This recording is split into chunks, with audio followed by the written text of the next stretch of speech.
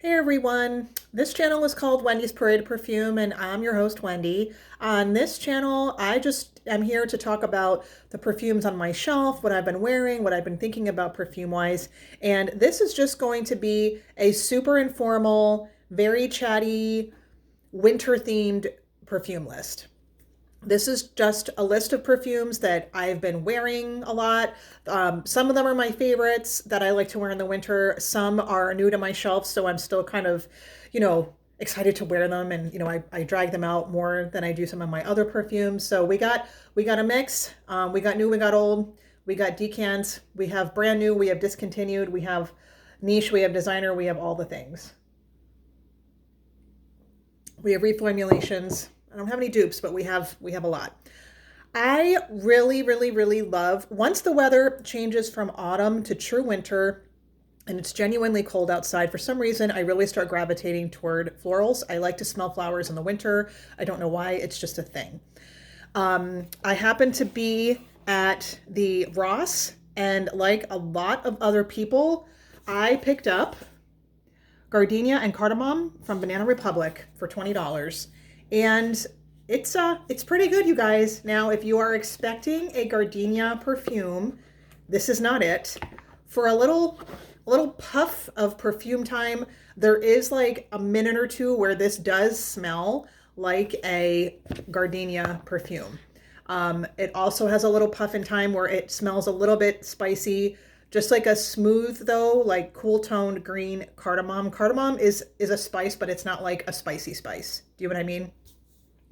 What this really is though is a nice bouquet of white flowers. I mostly smell neroli and orange blossom and jasmine and maybe like a little bit of like pink peony and pink magnolia in there with a kind of nondescript wood base, but the wood base is not so woody and aggressive that it ruins the nice white floral that it really is.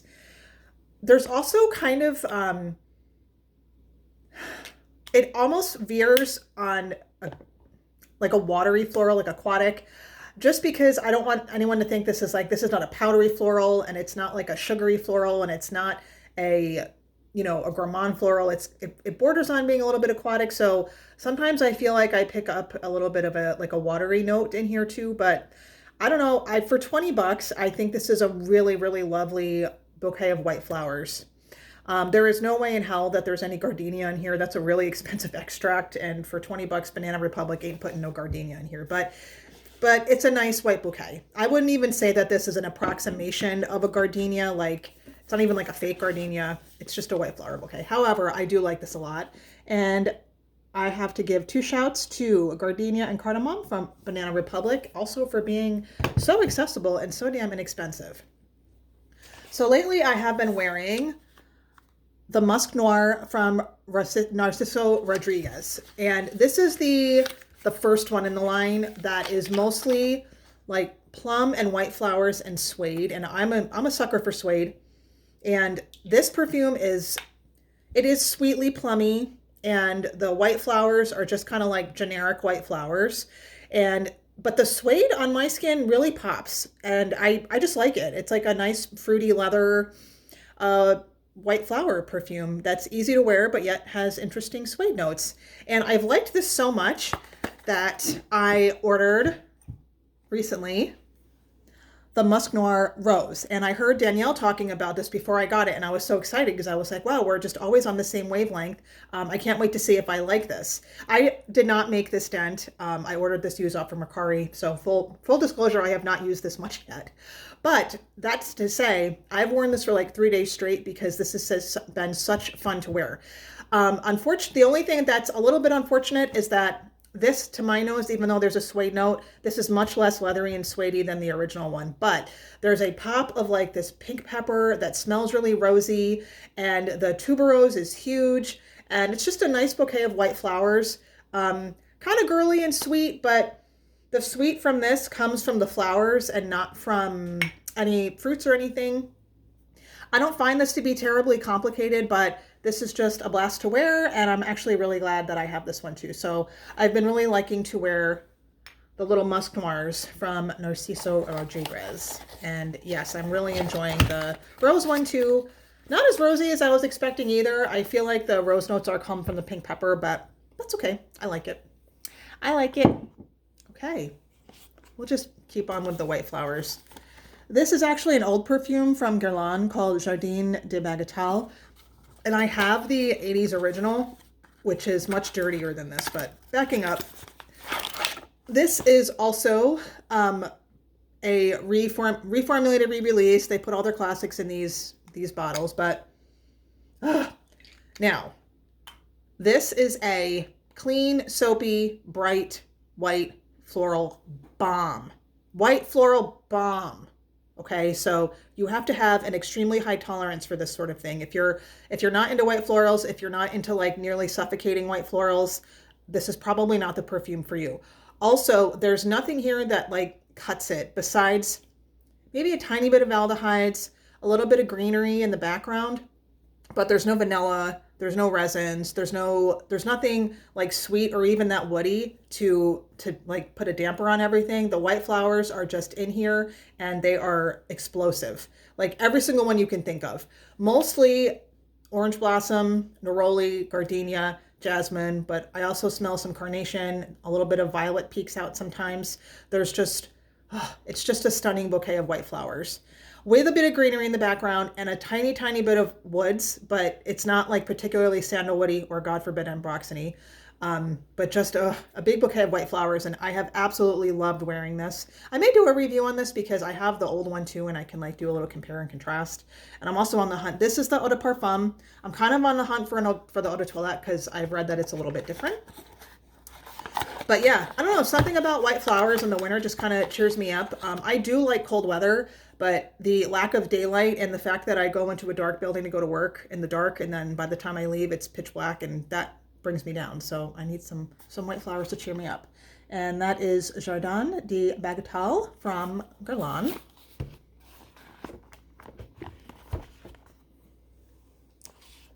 Okay, this is new to my shelf, and this is a blast. This is one of these stash flankers from Sarah Jessica Parker called Stash Unspoken. And this is an easy to wear, very sweet floral that costs, like the Banana Republic, like 20 bucks. It's really well blended. It wears fantastically. So on top you have like a little bit of like citrus, and the heart notes are very admittedly sweet. Honeysuckle and peony, but that's where the sweetness comes from. It's honeysuckle and peony, and there's a creaminess in the background where there's like coconut, and on the bottom there's some sandalwood. So it's kind of like a woody floral or floral woody, but this is just a hoot to wear. It's just like a little, I don't know, it's just a fun little number of a perfume. And it's really good, and it's less than 20 bucks. So if you're in the mood for like a sweet honeysuckly, peony, coconutty perfume, I recommend Stash Unspoken from Sarah Jessica Parker. And this has pretty good lasting power too. Like it goes on well, and I don't know, it happens to be less than 20 bucks for a 50 ml bottle right now. So if anybody was on the fence, I'm just saying. This is a tea perfume that I tested earlier in the year from the perfume company Liis. That is Ethereal Wave. This is tea, black tea, white tea, green tea, with a little bit of citrus and a little bit of cardamom, and a very nice subtle bed of woods. And I was so on the fence. I really like this perfume, but this company is a little bit expensive. And I was like, do I just want to like go for the full bottle that is $175, or do I get a little decant and see what it does? So what I'm going to do is, I'm still greatly enjoying wearing this. If I finish this decant this year, I may just splurge for a new bottle because that means I like it. But if I don't, and it kind of gets lost in the shovel, then it means that it wasn't meant to be. And ultimately, I only spent like $14 on this. So I did not get this from who was Scentbird. I got this off of Mercari. Someone else got it off Scentbird and they didn't like it. So I got it. Here we go. And plenty to test. But yeah, this is a fantastic, true to the source tea scent for anyone that's interested in tea scents. I had a whole little review on the Liis line previously. Now here's some greenery. I recently got Cartier Baiser Vole Eau de Parfum back on my shelf, which is a really gorgeous white floral. And back in the day, I also had the Eau de Toilette, and this is completely discontinued and gone, and it's very hard to find. It's still around, but it's hard to find. And this is the Eau de Toilette of Baiser Vole. And I got another one off of Mercari. And I'm so glad. It's been so long. I haven't smelled this perfume in so long. Now, this is like distilled greens. Now, the original Baiser Vole was more of a white floral, like a true to the source white flower.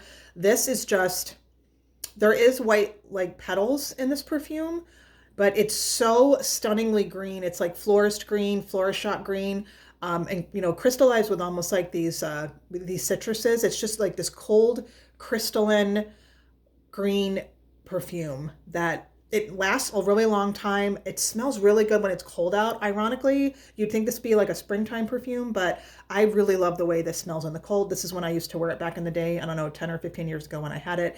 And I'm so glad to have both of these back on my shelf. I've had a really nice time wearing this really nice green perfume from Cartier called Baiser Vole Eau de Toilette.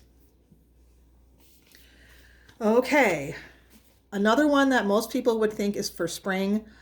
This is Cristalle Eau Verte. I have the Eau de Parfum. I think this perfume came out in the 90s in an Eau de Toilette. I've actually never tested that one. I got this at the airport in Detroit at their duty free. And I think this is like the new batch, like the new, because they're reformulating Chanel No. 19 and Cristalle Eau Verte, and they're still around, but they're not what they used to be. However, this perfume is the absolutely stunningly lovely floral. This has another, again, it's Cristall, it's green, it's citrus, but the big floral note is here is this really beautiful magnolia. This is probably the prettiest magnolia I've ever smelled. I can honestly say that. It's a green magnolia perfume. Not very oak mossy anymore. This was in the 90s. I don't even think that this, like in the 90s, this was like a little bit more of a cheaper perfume, but it's really just not anymore. They don't really do that. But if you're on the lookout for a true blue magnolia perfume and you happen to be at an airport with duty free, because that's where I got this, I would give this a sniff. This is Cristalle Eau Verte. I know it's kind of weird, and when fall comes, I'm immediately like, give me my spices. But then I don't get sick of them because I still am wearing like sensuous and stuff. But I like the florals in the winter. Maybe in the summer, the florals can get a little bit overwhelming or something. We'll keep up with Chanel. One of my favorite Chanels to wear in the winter is actually Chanel No. 22. I have this. This is one of the Les Exclusifs, and I also have a vintage cologne spray. Just because it says cologne doesn't mean that it's a light version of it. It's not. It's just a cologne spray. Anyway, Chanel No. 22. It's not very common. It's famous for even being more aldehydic than Chanel No. 5, but this perfume is a bunch of white flowers like jasmine and ylang-ylang and white roses on a bed of incense and a bed of resins. And for some reason, it just goes really well with wintry, snowy weather. I don't know, because sometimes if you live somewhere cold and it's snowing and you can smell people's wood fires, I don't know if that's what it reminds me of. Yes, this has a pretty heavy aldehydic top to it, but it just kind of like melds in with all the resins and the white flowers and everything. The old versions of this were frankly dirty. And I don't mean like human dirt, like it's not skanky, it's just the incense was dirty, the smoke was smoky, the resins were burning. Where this, it's still very resiny, and I still smell like the frankincense and the myrrh and all that stuff, but there is a massive dollop of vanilla in here that, there's a little bit of vanilla in the old ones. But it's like, it dries down into like, number 1 vanilla, number 2 resins, and then like a little bit of sandalwood, where this dries down into like dirty resins and sandalwood and like a little bit of vanilla to soften it up. But I don't know, has anybody else tried or have worn Chanel No. 22? I really like this one. It's just, I never wear it outside of winter. That's it. I only wear it in the truly cold weather. I think that's the only Chanel I have, just the only 2 Chanels I have on here. Okay. You know I'm going to end on Guerlain. All of these are new to my shelf. They're not necessarily brand new, but they're all pretty new. I did a review on this perfume called Santal Royal, which is not necessarily new. This perfume came out in 2014, but it has been recently reformulated within the last year or two. And this is a rose incense resin. Oh my gosh, it smells so good. I was wearing this all fall and I'm still wearing it in the wintertime. It just, I really love this version of Santal Royal. If you really want to know what I think of this perfume, I have a review on it. But yeah, it's like this beautiful, resiny, smoky, oudy, spicy rose on a plank of sandalwood. The new reformulated version is a lot smoother and cleaner and easier to wear than the older one. And even though I have the new bottle, they've already changed the bottle for 2025. So I guess I am a little bit into the still spicy resinous stuff with Santal Royal and Chanel No. 22 here. And this I haven't shown yet because I finally got my hands on Rose Amira from Guerlain. This came out in 2024 when I was on a no-buy, and I was very good. I didn't buy it that year, but after that, I was scouring and scouring because I kind of didn't want to pay full price for this one, and so I finally was able to get it off of Mercari, and luckily this is an authentic bottle. And this also is a very straightforward, if you like Portrait of a Lady, you may like this one, or you may find it redundant. It's a big, jammy, beautiful rose with a little bit of darkness and with a lot of patchouli and a lot of like frankincense.